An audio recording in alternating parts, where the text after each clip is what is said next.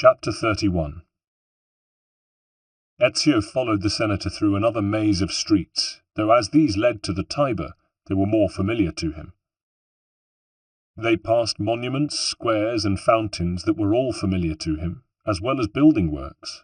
The Borgia spent lavishly on palazzi, theatres, and galleries in their quest for self-aggrandizement. At last, Egidio halted in an attractive square formed by large private houses on two sides and a row of expensive shops on a third. On the fourth was a well-tended little park that sloped down towards the river. This was Egidio's destination. He selected a stone bench and took up a position by it in the gathering gloom, looking left and right, but apparently unruffled. Ezio admired his poise, and it was also useful.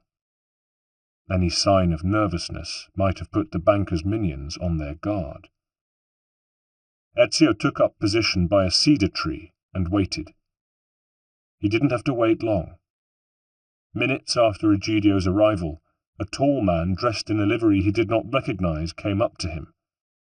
A badge on his shoulder displayed a crest. One half showed a red bull in a golden field, while the other had broad black and gold horizontal stripes. Ezio was none the wiser for this. "Good evening, Egidio," the newcomer said. "It seems that you are ready to die like a gentleman." "That's hardly friendly of you, Capitano," replied Egidio, "as I have the money." The man raised an eyebrow. "Really? Well, that makes all the difference. The banker will be most pleased. You came alone, I trust. Do you see anyone else here?" "Just follow me, furbacchione."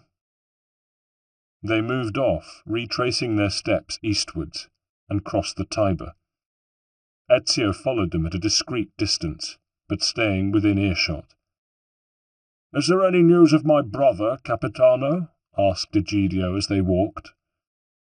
"I can only tell you that Duke Cesare wishes very much to interview him. As soon as he returns from the Romagna, that is. I hope he's all right. If he has nothing to hide, he has nothing to fear." They continued in silence, and at the church of Santa Maria sopra Minerva turned north in the direction of the Pantheon. "What'll happen to my money?" said Egidio. Ezio realized that he was pumping the captain for Ezio's benefit. Clever man. "Your money?" the captain snickered. "I hope all the interest's there." "It is." "It had better be." "Well?" "The banker likes to be generous to his friends. He treats them well. He can afford to." "Treat you well, does he?" "I like to think so." "How generous he is," observed Egidio with such heavy sarcasm that even the captain caught it. "What did you say?" he asked threateningly, breaking his stride. "Oh, nothing." "Come on, we're there." The great bulk of the Pantheon rose out of the gloom in its cramped piazza. The tall Corinthian portico of the 1500-year-old building, constructed as a temple to all the Roman gods, but long since consecrated as a church, towered above them. In its shadow 3 men were waiting. 2 were dressed similarly to the captain, while the third was in civilian dress, a dry, tall, withered-looking man, whose fine robes sat ill on him. They greeted the captain, and the civilian nodded coldly at Egidio. "Luigi! Luigi Torcelli!" said Egidio loudly, again for Ezio's benefit. "It's good to see you again. Still the banker's agent, I see. I thought you'd have been promoted by now. Desk job and all that." "Shut up," said the withered man. "He's got the money," said the captain. Torcelli's eyes glittered. "Well, well, that will put my master in a good mood.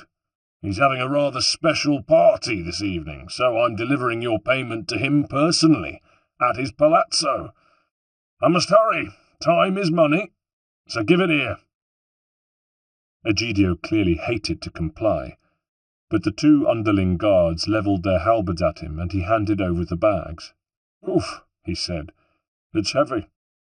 Glad to get shot of them." "Shut up," snapped the agent once again. To the guards he said, "Hold him here until I get back." With that, he disappeared inside the cavernous, deserted church, closing its mighty doors firmly behind him. Ezio needed to follow him, but there was no way he'd get through those doors, and anyway, first he had to get past the guards undetected. Egidio must have guessed this, for he started up a line of banter with the men in uniform, irritating them, but also distracting them.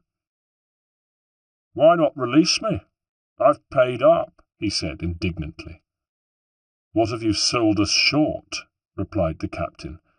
"The money has to be counted first. You must see that." "What, 10,000 ducats? It'll take all night." "It has to be done." "If Luigi's late, he'll get stick. I can imagine the kind of man the banker must be." "Shut up. You people certainly have a very limited vocabulary. Look, think of poor old Torcelli. If he doesn't show up with the money soon, the banker probably won't let him join in the fun. Does he let his lackeys join in the fun?" The captain cuffed the senator impatiently round the head, and Egidio fell silent, though he was still grinning.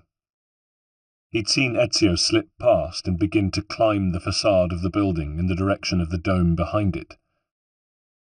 Once on the roof of the circular edifice, which the classical frontage partially concealed, Ezio made his way towards the round opening, the oculus, he knew was at its centre. It would be a test of all his climbing skills, but once inside, he would find the agent and put the next phase of the plan, which was rapidly forming in his mind, into operation. The agent was about his size, and though far less muscular, his flowing robes would hide Ezio's physique if all went well. The trickiest part was lowering himself through the aperture at the dome's apex, then finding some way of descending from there.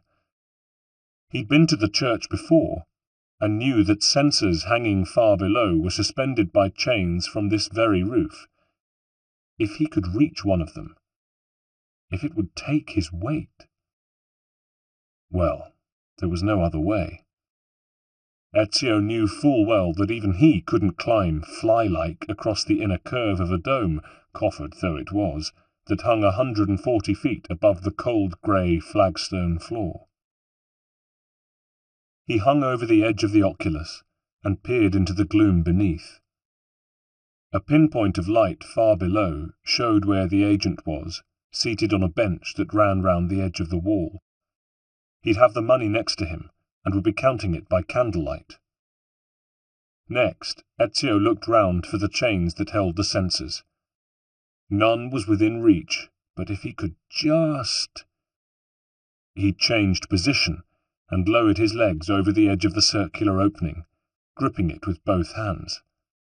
It was a huge risk, but the chains looked solid and old, and far heavier than he'd expected. He looked at their fixings in the ceiling, and as far as he could see they were set fast in solid stone. There was nothing for it.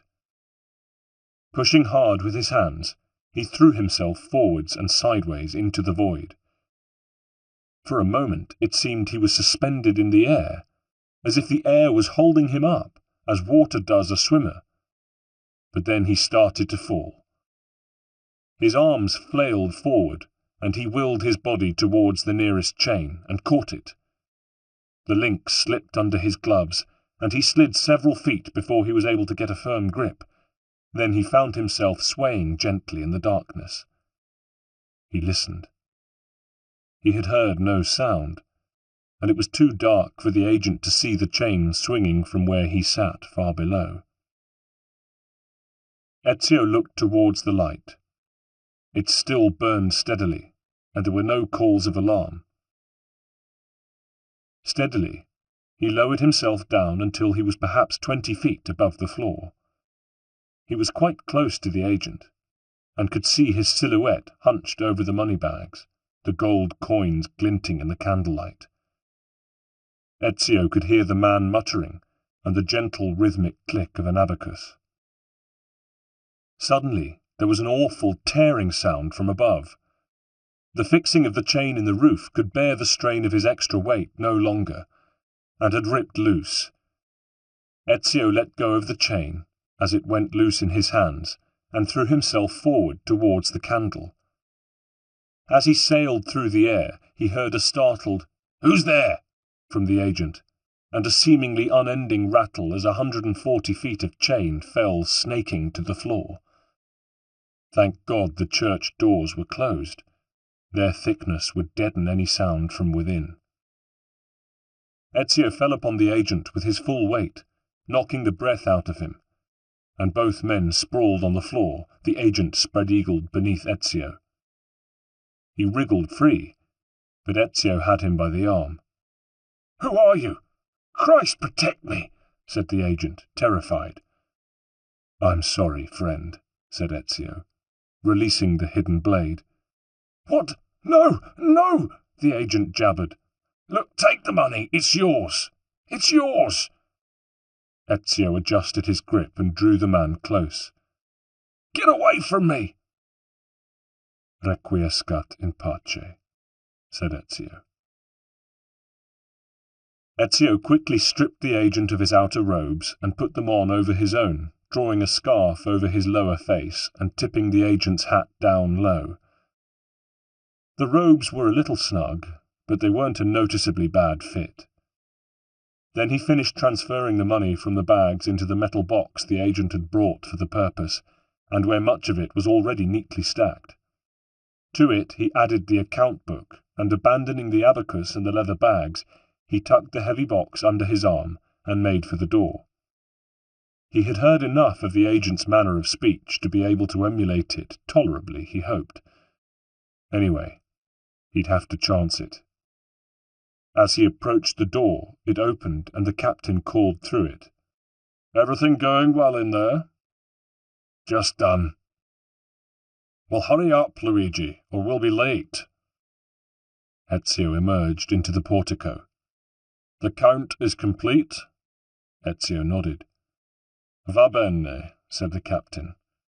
Then, turning to the men who held the Egidio, he crisply ordered, "Kill him." "Wait," said Ezio. "What?" "Don't kill him." The captain looked surprised. "But that's hardly usual procedure, is it, Luigi? Besides, do you know what this guy's done?" "I have my orders from the banker himself. This man is to be spared." "May I ask why?" "Do you question the commands of the banker?" The captain shrugged and nodded to the guards, who let go their hold of the senator. "Lucky you," he said to Egidio, who had the sense not to glance at Ezio before hastening off without another word. The captain turned to Ezio. "All right, Luigi, lead the way."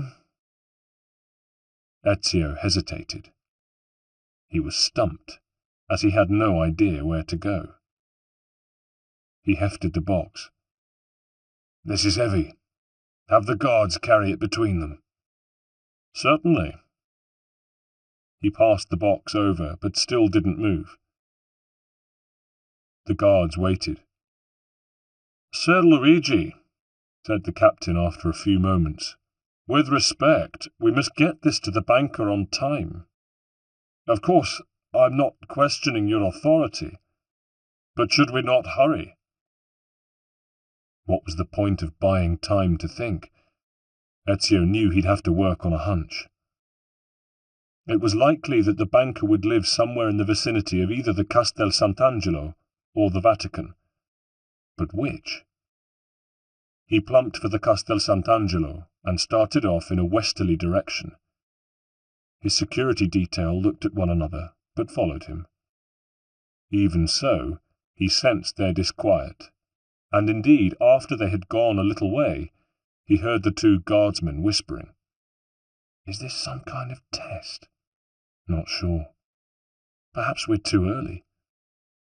Maybe we're taking a roundabout route deliberately, for some reason. Finally, the captain tapped him on the shoulder and said, "Luigi, are you all right?" "Of course I am." "Then, again with respect, why are you taking us towards the Tiber?" "Security reasons." "Ah, I did wonder. Normally we just go straight there." "This is a particularly important consignment," said Ezio, hoping it was. The captain didn't bat an eyelid. While they had stopped to talk, one of the guards muttered to the other, "Load of rubbish if you ask me. This kind of arsing about makes me wish I was still a blacksmith." "I'm starving. I want to go home," muttered the other. "Stuff the security. It's only a couple of blocks north of here." On hearing this, Ezio breathed a sigh of relief, for his mind had flashed on the location of the palazzo of the other banker, Agostino Chigi, who dealt with the Pope's affairs. That was a little to the northeast of where they were now. It stood to reason that Cesare's banker's place would not be far away, in the financial district. What a fool he'd been not to think of that before. But it had been another busy day. "We've made enough of a detour," he said decisively. "We'll take a direct route from here." He set off towards the Palazzo Chigi, and was reassured by the sense of relief he got from his companions. After a while, the captain even decided to take the lead. They adopted a brisk pace and soon reached a district of clean, broad streets. The large, well-lit marble edifice they headed for had different guards on duty at the foot of its entrance steps and in front of the imposing double front door at their head. Evidently, Ezio's party was expected. "Not before time?" said the leader of the new guards, who clearly outranked the captain. Turning to Ezio, he added, "Hand over the box to my men, Luigi. I'll see the banker gets it. You'd better come too. There's someone here who wants to talk to you." He looked round. "Where's Senator Troche?"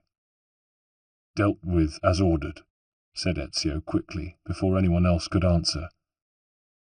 "Good," replied the guard leader gruffly. Ezio followed the box, which was now in the hands of the new guards, up the steps. Behind him, the captain made to follow. "Not you," said the guard leader. "We can't go in." "Not tonight. You and your men are to join the patrol here, and you might send one of them to fetch another detachment. We're on full security. Orders of Duke Cesare." "Porco puttana," growled one of Ezio's guards to his mate. Ezio pricked up his ears.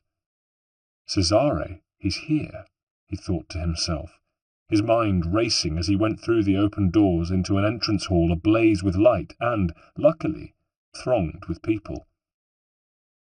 The captain and the guard leader were still arguing about the extra patrol duty when a detachment of Papal City Police came up to them on the double.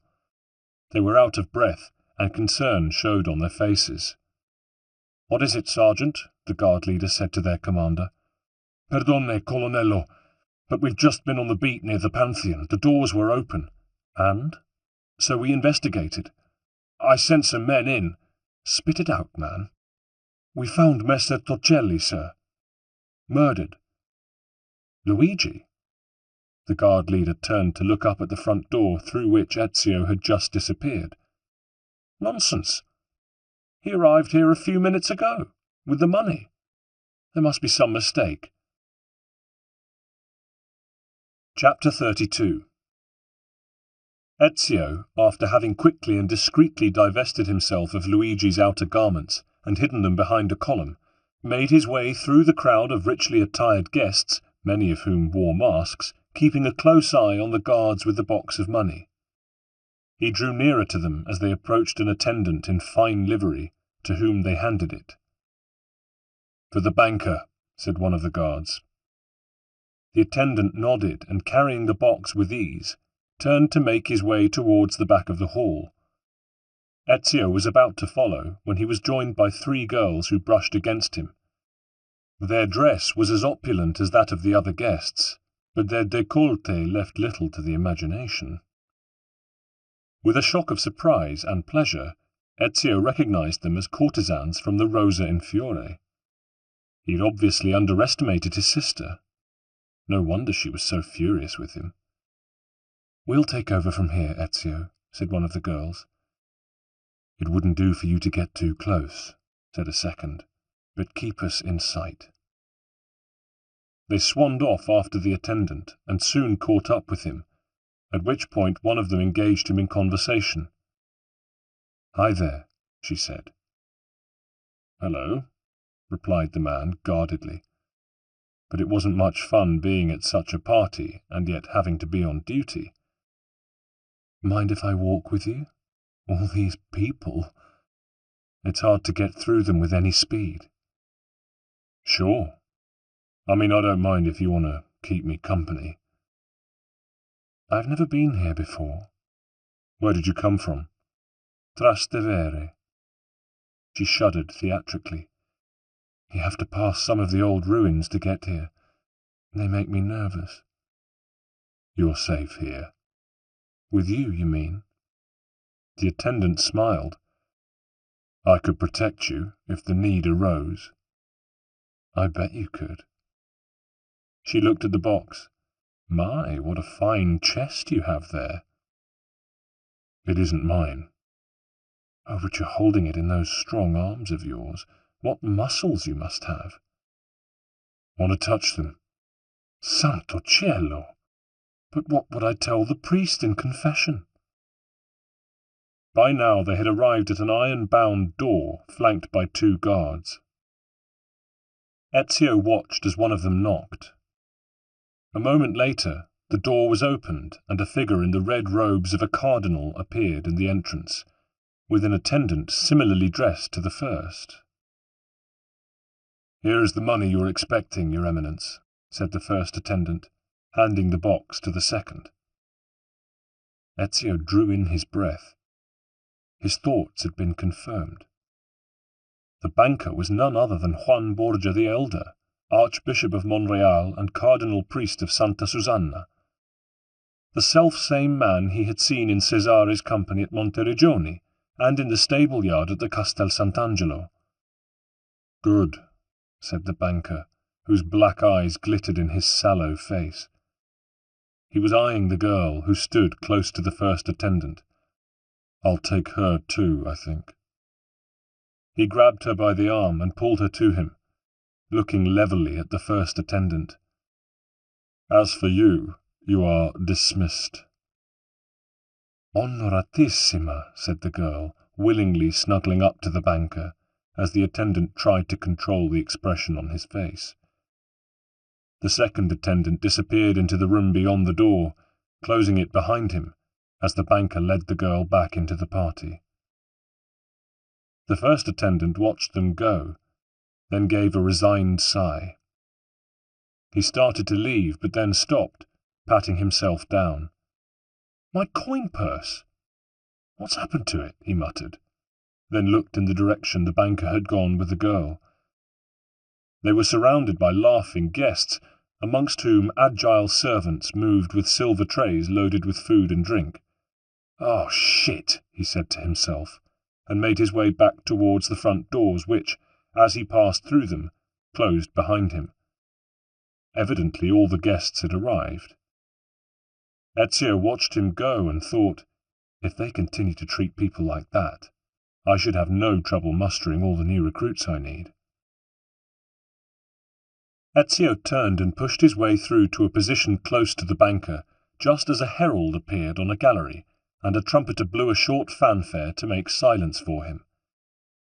"Eminence, signore, signori," announced the herald.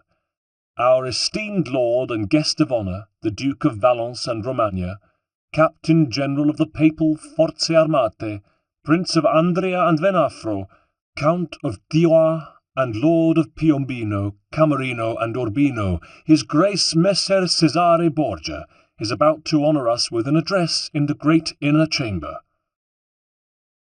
"Come on, my dear, you shall sit near me," the banker said to the courtesan from the Rosa in Fiore, his bony hand snaking round her buttocks. Joining the press of people that now moved obediently through the double doors that led to the inner chamber, Ezio followed. He noticed that the other two girls were not far away, but were sensibly ignoring him. He wondered how many other allies his sister had managed to infiltrate into this gathering. If she succeeded in all he had asked her to do, he would have to do more than eat humble pie. But he also felt proud and reassured. Ezio took a seat on an aisle near the middle of the assembly. Papal guards lined the edges of the room, and another row stood in front of the dais that had been erected at one end of it.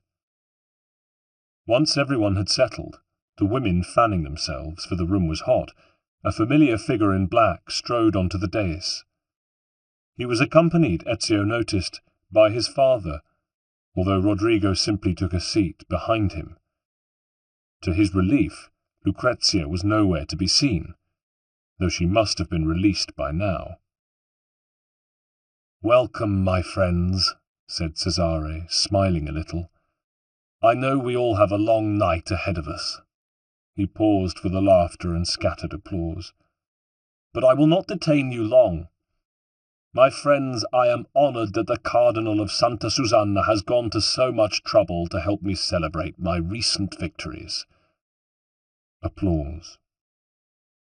"And what better way shall I have to mark them than by joining in the Brotherhood of Man? Soon we will gather here again for an even greater gala, for then we shall be celebrating a united Italy. Then, my friends, the feasting and revelry will last not one night or two or even 5, 6, or 7. We shall spend 40 days and nights in celebration." Ezio saw the Pope stiffen at this, but Rodrigo said nothing. He did not interrupt. The speech, as Cesare had promised, was a short one, amounting to a list of the new city-states brought under his sway, and a vague outline of his plans for future conquests. When it was over, amid loud shouts of approval and applause, Cesare turned to go, but his way was blocked by Rodrigo, who was clearly struggling to suppress his fury. Ezio made his way forward to listen to the terse conversation that had started, sotto voce, between father and son.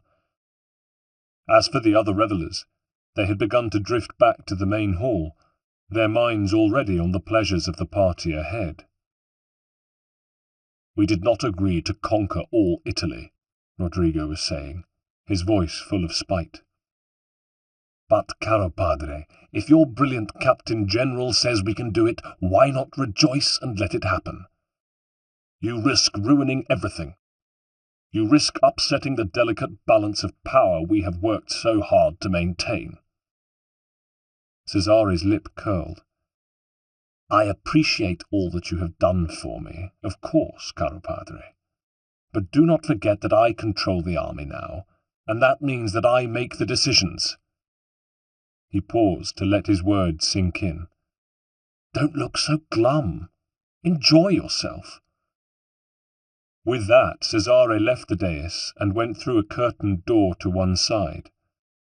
Rodrigo watched him go for a moment, then, muttering to himself, followed. "Strut as much as you like for now, Cesare," thought Ezio. "I'll pluck you down. In the meantime, your banker must pay the price for his involvement with you." Putting on the air of any other party guest, he sauntered in the same direction as the others. During the speech, the main hall had been transformed. Beds and couches were placed around it under heavy canopies, and the floor had been covered with damask cushions and thick Persian rugs. Servants still passed among the guests, providing wine, but the guests had become more interested in one another. All over the room, men and women were shedding their clothes in pairs, threesomes, foursomes, and more. The smell of sweat rose with the heat. Several women, and not a few men, some not yet engaged in the fun and games, gave Ezio the eye, but few paid any serious attention to him as he made his way, using the columns of the room for cover, towards the banker, who had now shed his beretta, his magnificent ferraiolo, and his cassock, to reveal a spindly figure in a white cotton shirt and woolen long johns. He and the girl were half sitting, half lying on a canopied couch set into an alcove, more or less hidden from the view of the rest of the guests. Ezio drew near. "And are you having a pleasant evening, my dear?" the banker was saying, his gnarled hands fiddling clumsily with the stays of her dress. "Yes, Eminenza, indeed I am. There is so much to look at." "Oh, good. I spared no expense, you know." His lips slobbered over her neck. He bit and sucked, moving her hand lower. "I can tell," she replied, her eyes meeting Ezio's over the banker's shoulder, and warning him to stay back for the moment. "Yes, sweetheart. The finer things in life make power so rewarding. If I see an apple growing on a tree, I simply pluck it. No one can stop me." "Well," said the girl, "I suppose it does depend a bit on whose tree it is." The banker cackled. "You don't seem to understand. All the trees are owned by me." "Not mine, my dear." The banker drew back a little, and when he spoke again, frost had crept into his voice. "On the contrary, Tesora, I saw you steal my attendant's purse. I believe I've earned a free ride for your penance. In fact, I'm taking a free ride that'll last all night long." "Free?" Ezio hoped the girl wasn't pushing her luck. He glanced around the room. The few guards were stationed round its perimeter at intervals of perhaps 15 feet, but none of them near. The banker, on his own ground, was clearly sure of himself. Perhaps a little too sure. "That's what I said," replied the banker, the ghost of menace in his tone. Then a new thought struck him. "Do you have a sister by any chance?" "No, but I have a daughter." The banker considered this. 300 ducats? 7. You drive a hard bargain, but done. A pleasure doing business with you. Chapter 33. As the evening wore on, Ezio listened to the voices around him. "Do it again!" "No, no, you're hurting me!" "No, you can't do that. I won't allow it." And all the sounds of pain and pleasure, the pain real, the pleasure simulated. The banker was not running out of steam, unfortunately, and having lost patience fumbling with her, started to tear the girl's dress off her. She still implored Ezio with her eyes to hold his ground. "I can handle this," she seemed to be saying to him. He looked around the room again. Some of the servants and most of the guards had been inveigled by the guests to join in the fun, and he noticed people wielding wooden and ivory dildos and little black whips. Soon— "Come here, my dear," the banker was saying, pushing the girl back down onto the couch, and managing to straddle her, pushing himself into her. Then his hands closed round her neck, and he started to strangle her. Choking, she struggled, then fainted. "Oh, yes, that's nice," he gasped, the veins in his neck bulging. His fingers tightened round the girl's neck. "This should increase your pleasure. It certainly increases mine." A minute later he had finished, and lay heavily on her body, slipping on their sweat as he caught his breath. He had not killed the girl. Ezio could see the rise and fall of her chest. The banker clawed his way to his feet leaving her prostrate form half on, half off the couch. He snapped out an order to a pair of servants who were still on duty nearby. "Get rid of her." As the banker moved towards the main orgy, Ezio and the servants watched him go. As soon as he was at a safe distance and otherwise occupied, the servants lifted the girl gently onto the couch, placed a carafe of water near her, and covered her with a fur rug. One of them noticed Ezio. Ezio put a finger to his lips, and the man smiled and nodded. At least there was some good in this fetid hellhole. Ezio shadowed the banker as he pulled up his long johns, and moved from group to group, muttering his appreciation like a connoisseur in an art gallery. "Oh, bellissima," he would say from time to time, stopping to watch. Then he made for the iron-bound door he'd originally appeared from, and knocked on it. It was opened from within by the second attendant, who'd almost certainly been spending all that time verifying the new accounts. Ezio didn't give them a chance to close the door behind them. He leapt forward and pushed both men back inside. Ezio closed the door and faced them. The attendant, a little man in his shirt-sleeves, burbled and fell to his knees, a dark stain flowering between his legs, before he fainted. The banker drew himself up. "You," he said, "assassino, but not for much longer." His arm snaked out to a bell pull, but Ezio was quicker. The hidden blade sprang out and slashed through the fingers of the hand the banker had extended. The banker snatched his maimed hand back as 3 fingers scattered onto the carpet. "Stay back," he screamed. "Kill me and it'll do no good. Cesare will never let you live. But—" "Yes." The man's face became sly. "If you spare me—" Ezio smiled. The banker understood. He nursed his ruined hand.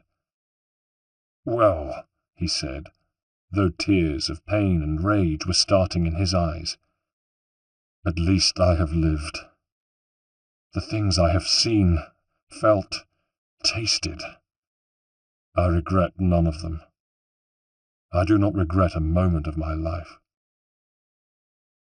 "You have played with the trinkets power brings. A man of real strength would be contemptuous of such things." "I gave the people what they wanted." "You delude yourself. Spare me." "Your own debt is due, Eminenza. Unearned pleasure only consumes itself." The banker fell to his knees, mumbling half-remembered prayers. Ezio raised the hidden blade. "Requiescat in pace," he said. He left the door open when he departed. The orgy had declined to some sleepy, smelly groping. 1 or 2 of the guests, supported by servants, were vomiting, while another pair of servants carried out a corpse. It had evidently all been too much for someone's heart.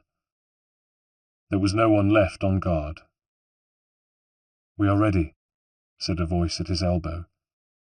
He turned to see Claudia. Around the room, a dozen girls disentangled themselves and stood. Among them, dressed once more, and looking shaken but otherwise fine, was the girl the banker had molested so vilely. The servants who had helped her stood beside her. More recruits. "Get out of here," said Claudia. "We'll recover the money, with interest." "Can you just this once, trust me, Ezio?" Chapter 34. Though his mind remained full of misgivings about leaving his sister in charge, Ezio admitted to himself that he had, after all, asked her to do this job for him.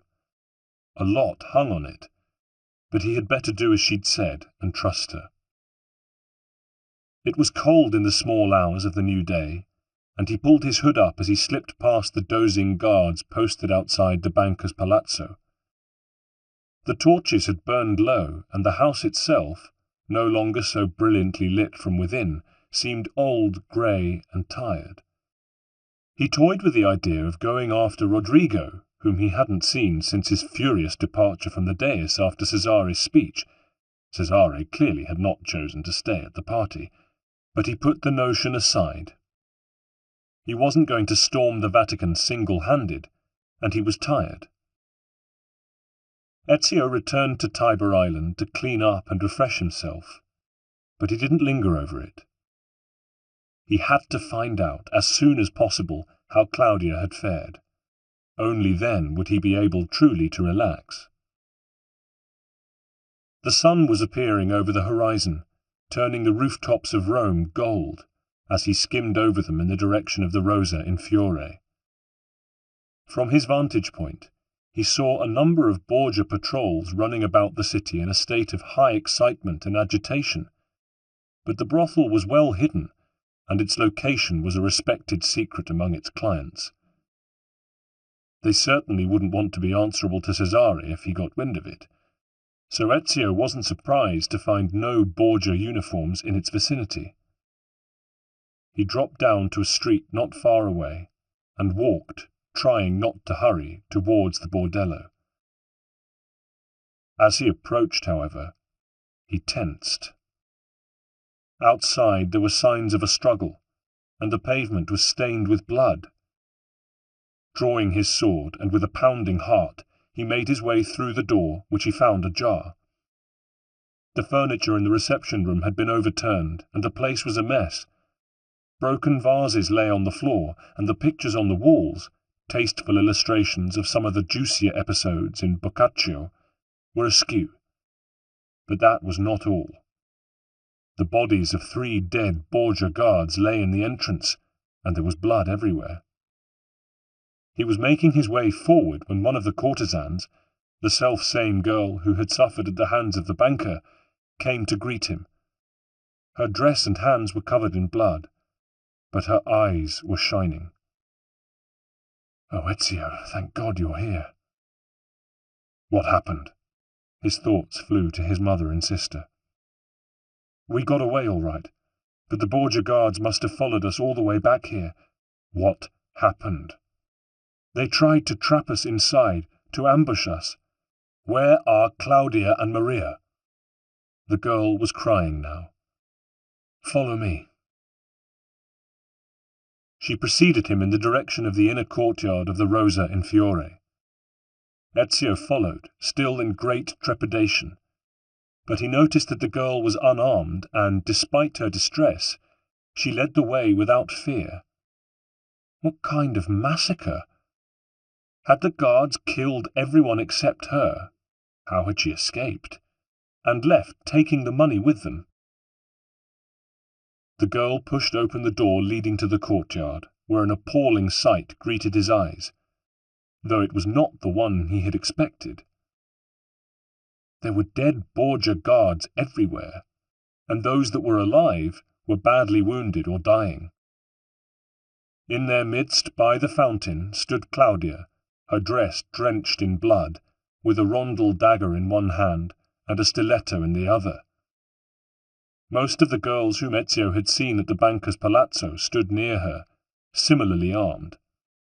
To one side, protected by 3 of the girls, was Maria, and behind her, stacked against the wall, was not 1 but 7 metal boxes of the same type that Ezio had delivered to the banker. Claudia was still on guard, as were the other women, expecting another wave of attacks. "Ezio," she said. "Yes," he replied, though he was looking at the carnage. "How did you come here?" "Over the rooftops from Tiber Island." "Did you see any more of them?" "Plenty, but they were running around in circles. None were near here." His sister relaxed slightly. "Good. Then we must get the street outside cleaned up and the door closed. Then we must do something about this mess." "Did you lose anyone?" 2. Lucia and Agnella. We have already laid them on their beds. They died bravely. She wasn't even trembling. Are you all right? Asked Ezio, hesitantly. Perfectly, she replied, composed. We'll need help disposing of this lot. Can you drum up some of your recruits to help? We left our new friends the servants behind the palazzo, so that they can put anybody who asks off the scent. Did any of this patrol escape? Claudia looked grim. She hadn't yet lowered either of her weapons. Not one. No news will get back to Cesare. Ezio was silent for a moment. Nothing could be heard but the splashing of the fountain and the song of the morning birds. How long ago? She half smiled. You just missed the party. He smiled back. No need for me. My sister knows how to wield a knife. And I'm ready to do it again. You speak like a true auditore. Forgive me. You needed to test me. I wanted to protect you. As you see, I can take care of myself. I do see. Claudia dropped her weapons and made a gesture towards the treasure chests. Enough interest for you? I see that you can totally outplay me, and I am lost in admiration. Good. Then they did what they had been wanting to do for the last 5 minutes, and flung themselves into each other's arms. Excellent, said Maria, joining them. It's good to see you've both come to your senses at last. Chapter 35. Ezio! Ezio hadn't expected to hear the familiar voice again so soon. A pessimistic part of him had not expected to hear it again at all. Nevertheless, he'd been pleased to get the note left for him at Tiber Island bidding him to this rendezvous, which he was keeping on his way to the Sleeping Fox, the headquarters of La Volpe's Thieves' Guild in Rome. He looked round, but there was no one to be seen. The streets were empty, even of Borgia uniforms, for he was already in a district reclaimed by La Volpe's men. Leonardo?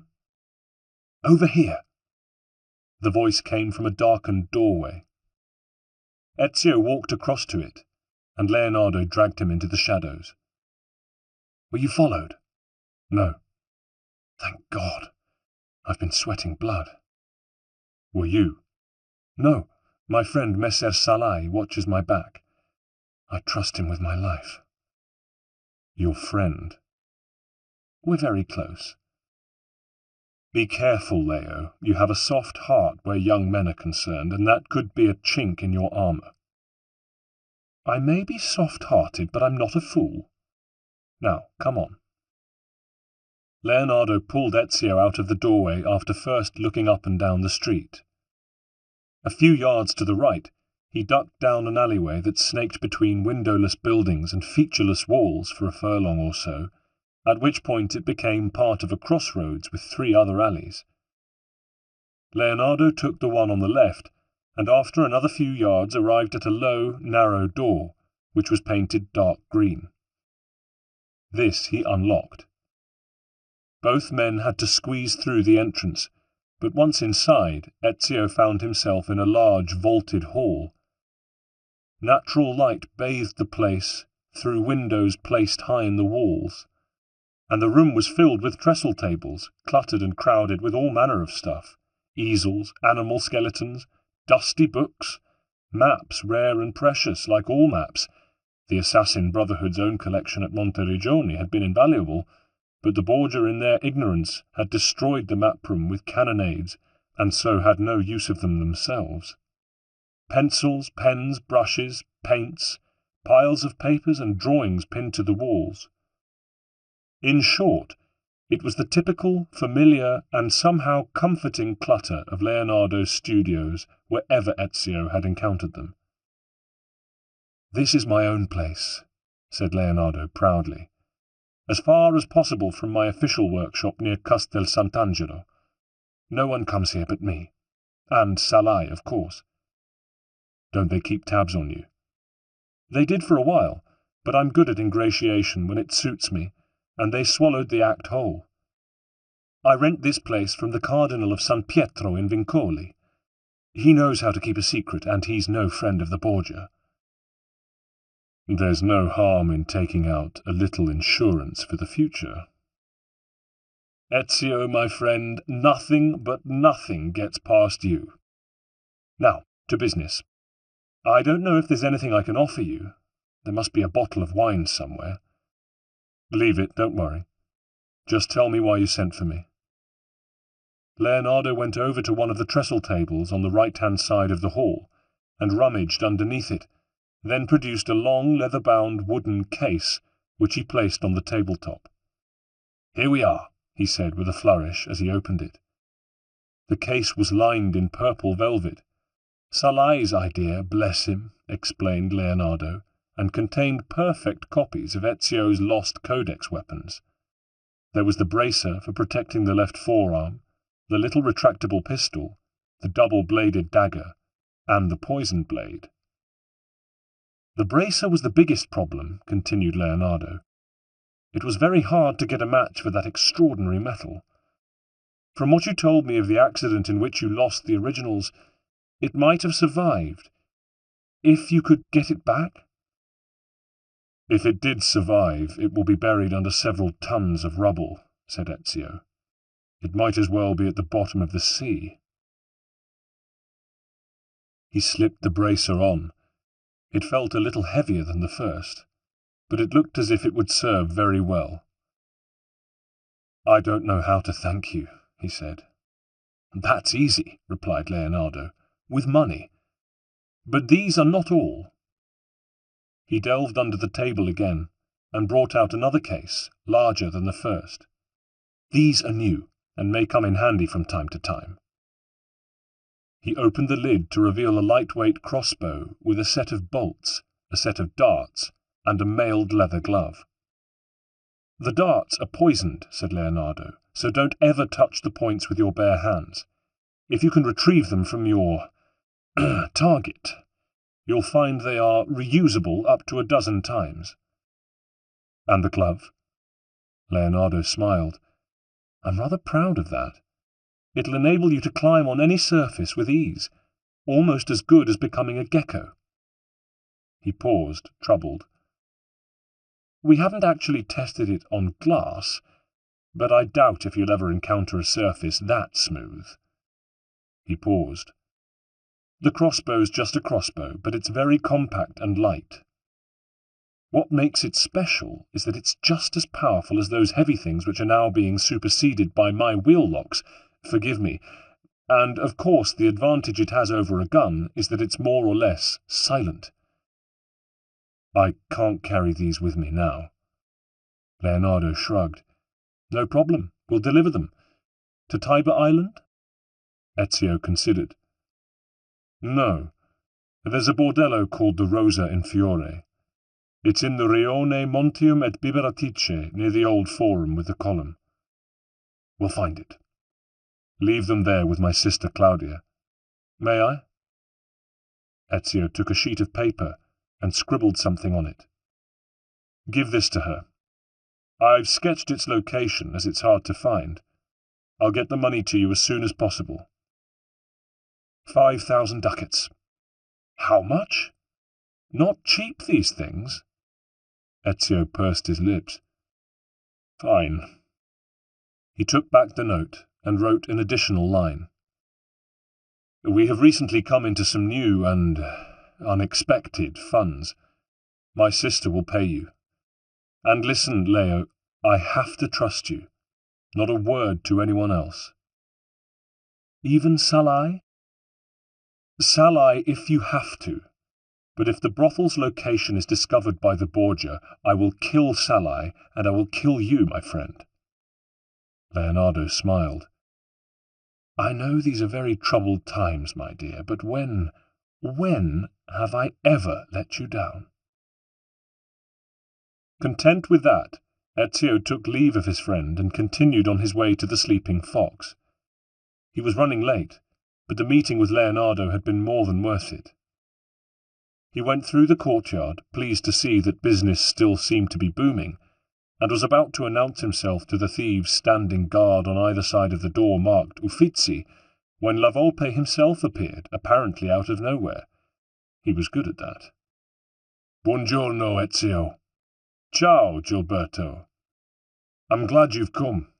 What is it you want?" "Let's sit somewhere quiet." "In the Uffizi?" "Let's stay here. What I have to say is for your ears alone." "That's good, for I have something to say to you too, which should stay between us, for now." They settled down at a table in an otherwise empty bar inside the inn, away from the gamblers and drinkers. "It's time to pay a visit to Lucrezia's lover, Pietro," said Ezio. "Good. I've already got men out looking for him." "Molto bene. But a working actor shouldn't be that hard to find, and this one's famous." La Volpe shook his head. "He's famous enough to have minders of his own. And we think he may have gone to ground because he's frightened of Cesare." "That makes sense."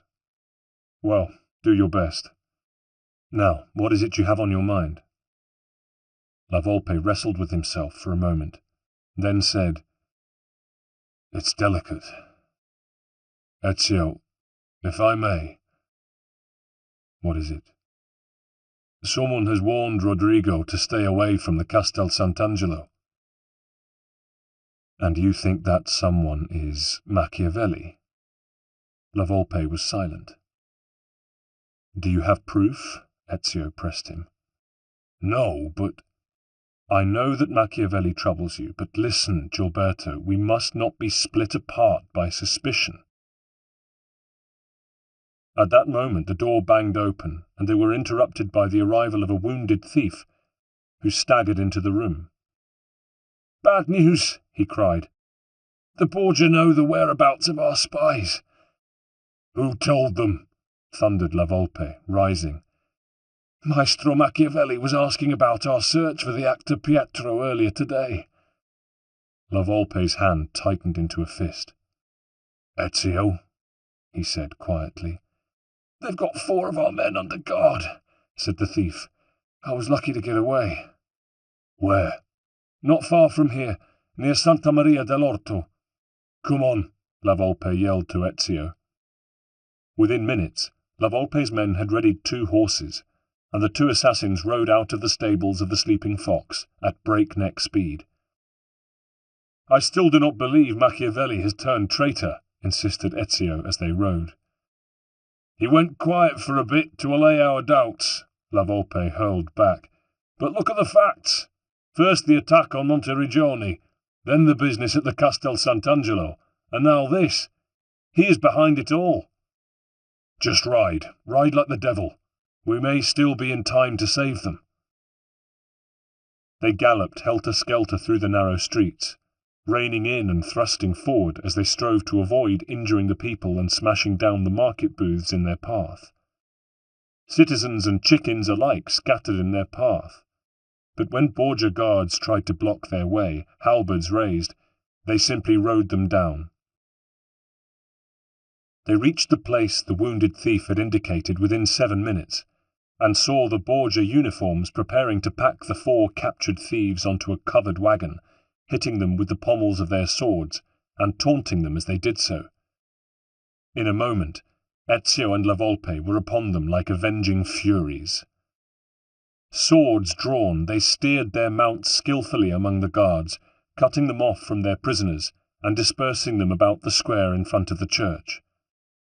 Grasping his sword firmly in his right hand, La Volpe let go of his reins with his left, and holding on with his thighs, wheeled the horse towards the wagon, seized the driver's whip from him, and struck hard at the flanks of the horses in the shafts.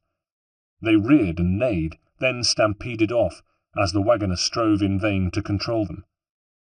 Hurling the whip aside and almost falling, La Volpe grabbed his reins again, and swung his horse round to join Ezio, who was surrounded by 5 guards, who were stabbing at his horse's chest and quarters with their halberds.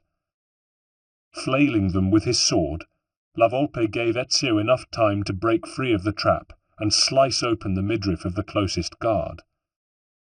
Turning the horse round in a tight circle, he swiped again with his sword and neatly severed the head from the body of another.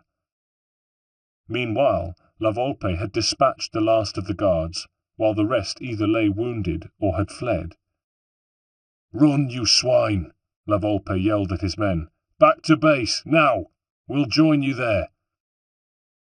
The four thieves pulled themselves together and darted down the main street out of the square, ducking and diving through the small crowd that had gathered to watch the fight. Ezio and La Volpe rode after, shepherding them to make sure they all got back in one piece. They made their way into the Sleeping Fox by a secret side entrance, and had soon assembled in the bar, which now had a closed sign on its door. La Volpe ordered beer for his men, but did not wait for it to arrive before he started his interrogation. "What were you able to find out?"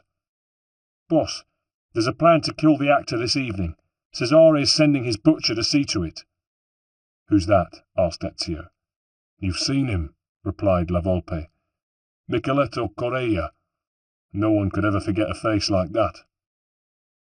Indeed, Ezio's inner eye flashed on the man he'd seen at Cesare's right hand at Monteriggioni, and again in the stables of the Castel Sant'Angelo. A cruel, battered face that looked much older than its owner's age warranted, with hideous scars near his mouth, giving him the appearance of wearing a permanent, sardonic grin. Micheletto Correia. Originally, Miguel de Correia. Correia. Did that region of Navarre, which produced such good wine, really also produce this torturer and murderer? "He can kill a person 150 different ways," La Volpe was saying, "but his preferred method is strangulation." He paused. "He's certainly the most accomplished murderer in Rome. No one escapes him." "Let's hope tonight will be the first time," said Ezio. "Where this evening, do you know?" La Volpe asked the thieves. "Pietro's performing in a religious play this evening. He's been rehearsing at a secret location." "He must be scared. And?" "He's playing Christ." One of the thieves snickered at this. La Volpe glared. "He's to be suspended from a cross," continued the man who'd been talking. "Micheletto will come at him with a spear and pierce his side. Only it won't be make-believe." "Do you know where Pietro is?" The thief shook his head. "I cannot tell you that. We couldn't find out.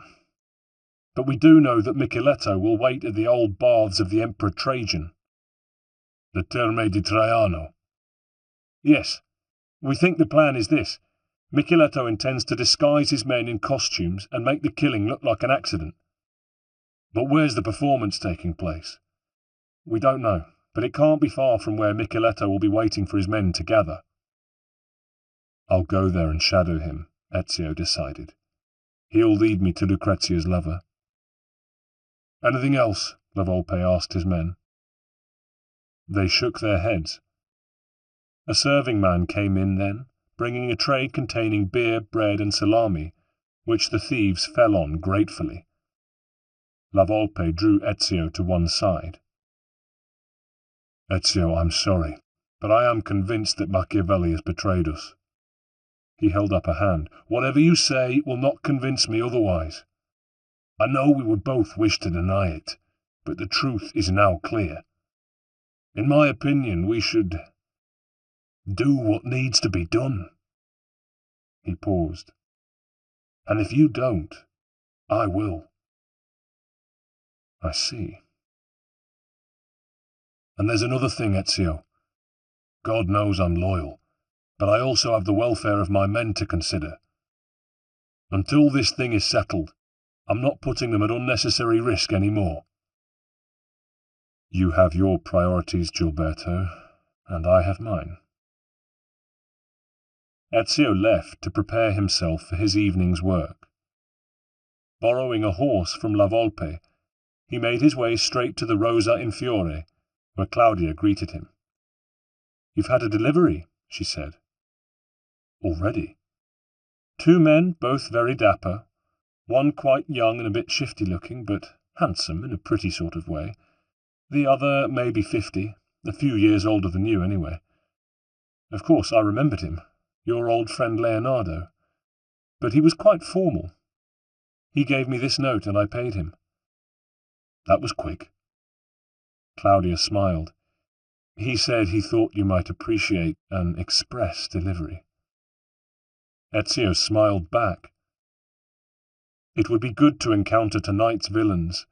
He imagined Micheletto's men would be trained to a very high standard, armed with a few of his old friends, the Codex weapons. But he'd need backup too, and from La Volpe's attitude he knew he couldn't depend on the loan of a contingent of thieves. His thoughts turned to his own militia of new recruits. It was time to put a few of them through their paces.